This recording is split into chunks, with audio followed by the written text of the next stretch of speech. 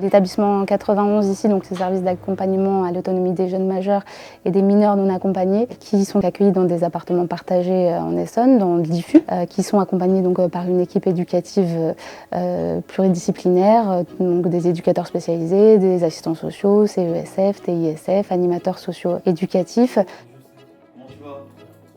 Je suis travailleur social dans l'association Equalis depuis bientôt 2 ans. Au quotidien, j'accompagne des jeunes mineurs vers l'autonomie. Il y a toute une démarche d'accompagnement sur l'administratif qui va être importante et qui va permettre donc une régularisation, une insertion professionnelle, donc trouver un travail ou une formation professionnalisante. D'accord. Je m'appelle Koulibaly Noumouko. Je suis arrivé à Equalis, ça fait 1 an et demi. Ici, ils m'ont aidé à trouver l'école.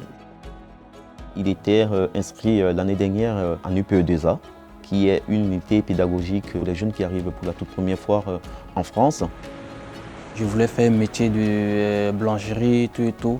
Je me suis débrouillé à chercher un patron, il m'a aidé pour faire CV, lettre de motivation, vu que je ne maîtrise pas trop. Là maintenant, je suis en apprentissage pour 2 ans en pâtisserie.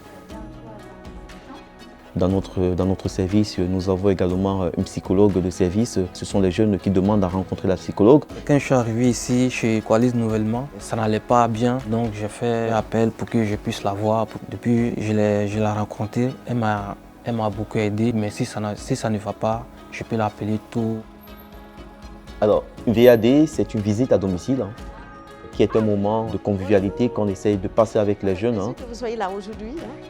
Ça va? J'ai fait ma petite visite comme d'habitude. Et on essaye de trouver avec eux des solutions en fonction des problématiques que nous rencontrons dans l'appartement. Tu as le produit, tu laisses fermer, tu nettoies et puis après... Ce service, c'est un véritable accompagnement à l'autonomie globale, autonomie financière, autonomie sur la question des papiers, autonomie sur la question de l'hébergement et du logement. Et on prépare les citoyens de demain. Tous les mercredis soirs, c'est un moment où nous sommes avec les jeunes dans un accompagnement éducatif. C'est vraiment important parce qu'il y a plusieurs trucs qu'on ne connaît pas, on ne sait pas faire de nous-mêmes. En tout cas, moi, ça me plaît bien parce que moi, je veux apprendre plus.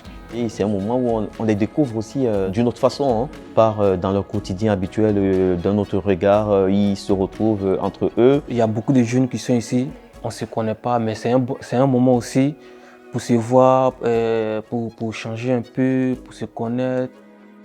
C'est un jeune qui, quand il arrive dans le dispositif, il était un petit peu timide, mais j'ai beaucoup apprécié son engagement, sa motivation, sa façon de vouloir à tout prix être le meilleur, c'est ce qu'il disait. Actuellement, comme je suis encore apprenti, je vais me battre pour trouver mon diplôme, pour que je puisse continuer, peut-être pour aller plus loin. En tout cas, je vais me battre pour ça.